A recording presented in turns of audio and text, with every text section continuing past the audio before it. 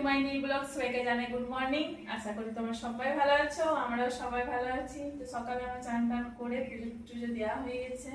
আজকে হচ্ছে বড় মায়ের আজকে জন্মদিন, তা সেই উপলক্ষে আমাদের এখানে যতগুলো মন্দির আছে অন্ডালে, তারপরে বিনাচিতিতে, এগুলোতে যতগুলো আশেপাশে যে মন্দিরগুলো আছে সব বড় মায়ের জন্মদিন উপলক্ষে খুব সুন্দর উৎসব হবে। তো সেই জন্য সকাল সকাল আমার সব কিছু কাজ টাজ করে চান টান করে পুজো দেওয়া হয়ে গেছে। আর এইদিকে অনিশা মনীষার জন্য আমি পরোটা করছি আর আলু ভাজছি। আলু ভাজা হয়ে গেছে আমার, আর এই পরোটাটা করলে হয়ে যাবে। খেয়ে দিয়ে আমরা 10:30টার সময় বেরোবো, আর তোমাদের সাথে সমস্ত কিছু ভিডিও তোমাদের সাথে শেয়ার করবো। তোমরা গোটা ভিডিওটা দেখতে থাকবে, দেখবে বড় মায়ের উৎসব খুব সুন্দর হয়। অন্ডালও খুব সুন্দর হয়, বেনাচিতেও প্রচুর ভিড় হয়, কিন্তু অন্ডালে এতটা ভিড় হয় না, কিন্তু বেনাচিতে খুব ভিড় হয়। তো আমরা সবাই অন্ডালেই যাব। তো সম্পূর্ণ ভিডিওটা তোমরা দেখতে থাকবে।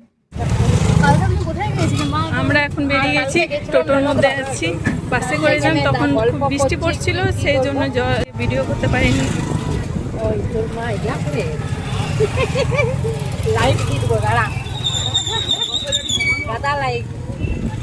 বলো, আমরা যাচ্ছি, এই গল্প করলাম, মোবাইল দেখলাম, দোকানে বসলো অনেকক্ষণ। কাকিমা বসে যাবেই তো মোবাইল কাকিমা বসে যাবেই তখন সেখানে একটু বসলাম, গল্প করলো।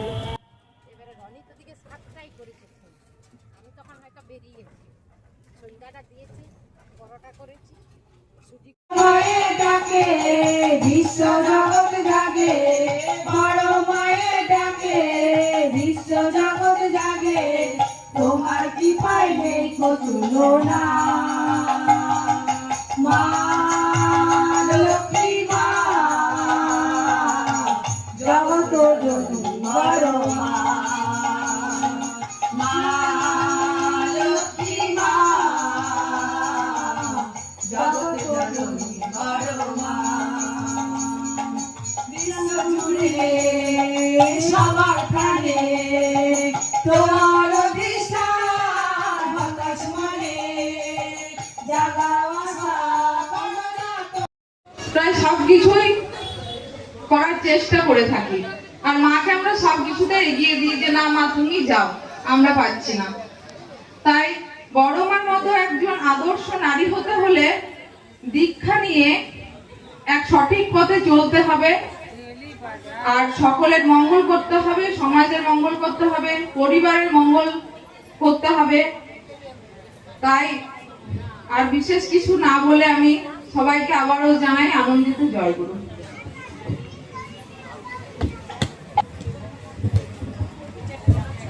এখন সঙ্গীত পরিবেশন করবেন আমাদের দীপিকা বোন। করবো না, অনেক নেগেটিভ অনেক কথা। তো এই যে অভিনেতা বলেছেন না যে একবার না বারবার যেতে হবে, তো বারবার যাওয়ার পর অনেক বাড়ি যেতে হবে। কারণ পূজনীয় শিবাইদা এক জায়গায় বলছিলেন, একজন এসে বলছেন ডিপি অফিসের কথা, তখন তাকে বললেন যে তোমাদের 4 ভাইয়ের মধ্যে যদি এক ভাই হারিয়ে যায়, তোমরা কেমন ব্যাকুল হয়ে তোমরা তাদেরকে খুঁজবে, তোমার বাবা মা ব্যাকুল হবেন তাদেরকে খোঁজার জন্য।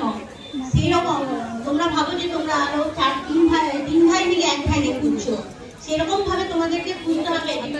এইভাবে আমাদের, কারণ আমাদের পরমপিতা কষ্টে আছেন, তার কোনো সন্তান যদি তার থেকে দূরে থাকেন তারও কষ্ট হয়।